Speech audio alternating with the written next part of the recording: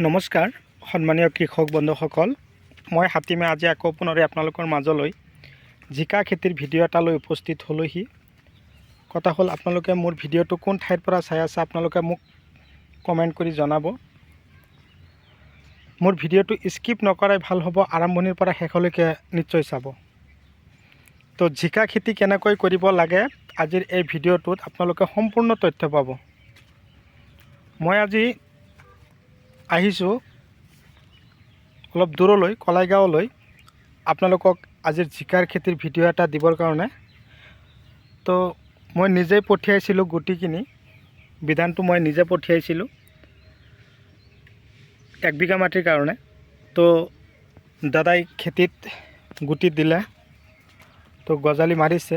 মোক দাদাই মাতিলে যে দাদা আহি খেতি চাই যাব লাগে, আমি খেতিত কি কি ফাৰ্টিলাইজাৰ কি কি ঔষধ দিব লাগিব। মই ফাৰ্ষ্ট টাইম যিবিলাক ঔষধ দিব লাগে দাদাৰ কাৰণে পঠিয়াই দিছিলোঁ। তো আজি আকৌ মই জাষ্ট খেতিটো চাব আহিছোঁ, গছবিলাকৰ ধৰণ আকৃতি কেনেকুৱা হৈছে চাব পাৰিছে। গছটোৰ এইটো গছৰ ধুনীয়াকৈ আগ এৰিছে। তো কথা হ'ল বন্ধুসকল, এই খেতি কৰাৰ আগমুহূৰ্তত আপোনালোকে অকণমান গোবৰ সাৰটো বেছিকৈ খটাই ল'লে, তাৰ লগতে ৰাসায়নিক সাৰটো দিবই লাগিব। ৰাসায়নিক সাৰ কিন্তু নিশ্চয় দিবই লাগিব। তো ৰাসায়নিক সাৰ বিঘা প্ৰতি আপোনালোকে super phosphate 50 kilo, SSP, potash দিব 10 কিলো বা 15 কিলো, ইউৰিয়া 10ৰ পৰা 12, DAP দিব 10 কিলো বা 15 কিলো। এইখিনি দিয়াৰ পিছত আপোনালোকে ধুনীয়াকৈ খেতিত হাল মাৰিব, ময়াব, ধূলিময় কৰিব। তাৰপিছতে 5 kilo magnesium, 5 kilo calcium, 5 kilo চূণ খেতিত সিঁচি ল'ব। মাটিত যাতে কোনো ধৰণৰ আইৰণ নাথাকে তাৰ কাৰণে আপোনালোকে কেলছিয়াম, মেগনেছিয়াম আৰু চূণ সিঁচিব।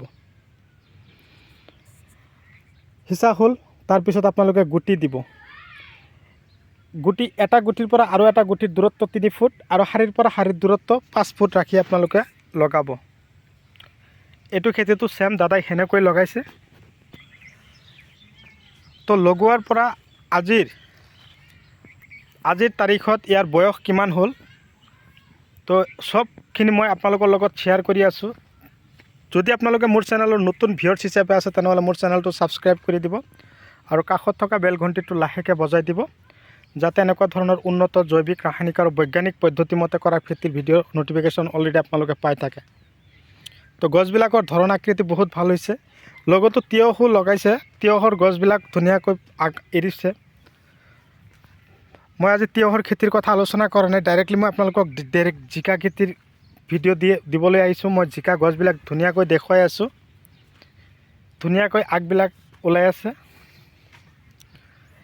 এতিয়া কথা হ'ল, আগবিলাক ওলাই আছে, তাৰ আগতে আপোনালোকে কি কৰিব লাগিব, গছৰ গুৰিত লক্ষ্য কৰিব যে পোকে ডিষ্টাৰ্ব কৰিছে নেকি, পোকে গছৰ গুৰিত থকা পাতবিলাক, সৰু সৰু পাতবিলাক কাটিছে নেকি। তাৰ কাৰণে আপোনালোকৰ শ্বৰ্ট লাগিব, মেজগাৰ্ড লাগিব, বায়'ডছ, এনেকুৱা ধৰণৰ ঔষধবিলাক আপোনালোকৰ জিকা গছবিলাকত ধুনীয়াকৈ স্প্ৰে কৰিব। আৰু পাতবিলাক যদি কোচ খাই গৈছে, হালধীয়া হৈছে, গ্ৰেছে স্প্ৰে কৰিব। আৰু যদি পাতবিলাক ফুটা ফুটা কৰি আছে, ফুলি আছে, দাহাত আৰু ডাষ্টাৰ স্প্ৰে কৰিব। ফাৰ্টিলাইজাৰ কি কি খটাব, যেতিয়া আগ এৰিব, মোটামুটি গছে আগ এৰিছে, সেইকাৰণে আপোনালোকক ফাৰ্টিলাইজাৰ লাগিব গ্ৰিফিন, তাৰপিছত লাগিব মাৰ্বল, জিভাৰ 26, এনেকুৱা ধৰণৰ ফাৰ্টিলাইজাৰ দি যাব। গছৰ শিপাৰ কাম কৰিব লাগিব, গ্ৰ'থ হ'ব লাগিব আৰু আগটো বেছিকৈ দৌৰিব লাগিব আৰু সোনকালে ফলন আহিবৰ কাৰণে আপোনালোকে এনেকুৱা ধৰণৰ ফাৰ্টিলাইজাৰ দিব। এতিয়া কথা হ'ল, গছৰ আগবিলাক দৌৰিলে, পাতবিলাক কোচ খালে, তাৰ কাৰণে ঔষধ দি দিলে। সময়ৰ খাদ্য সময়ত যদি দিব নোৱাৰে তেনেহ'লে কিন্তু আপোনালোকৰ খেতিৰ ধৰণ আকৃতি বেছি ভাল নহ'ব। এইটো লাইনত কেৱল জিকা গছে দেখা পাইছে। যদি আপোনালোকে মোৰ চেনেলৰ নতুন ভিউৱাৰ্ছ হিচাপে আছে তেনেহ'লে মোৰ চেনেলটো ছাবস্ক্ৰাইব কৰি দিব আৰু কাষত থকা বেল ঘণ্টিটো বজাই দিব, যাতে এনেকুৱা ধৰণৰ উন্নত খেতিৰ ভিডিঅ' নটিফিকেশ্যন অলৰেডি আপোনালোকে পাই থাকে। তো জিকা খেতি বৰ্তমান যিটো গুটি দিয়া হৈছে, মোটামুটি আপোনালোকে ফেব্ৰুৱাৰী, মাৰ্চ, এপ্ৰিল মাহলৈকে লগাব পৰা জিকাৰ বীজটো হ'ল প্ৰিয়া গিৰি চিডৰ। যিবিলাক গছ আপোনালোকে দেখাই আছোঁ আপোনালোকক, এইটো হ'ল প্ৰিয়া। এই প্ৰিয়া জিকাৰ ধৰণ আকৃতি বহুত ভাল, দেখাত একদম লোকেলৰ দৰে, কিন্তু লাগন দিয়ে একদম বহুত ভাল লাগন দিয়ে।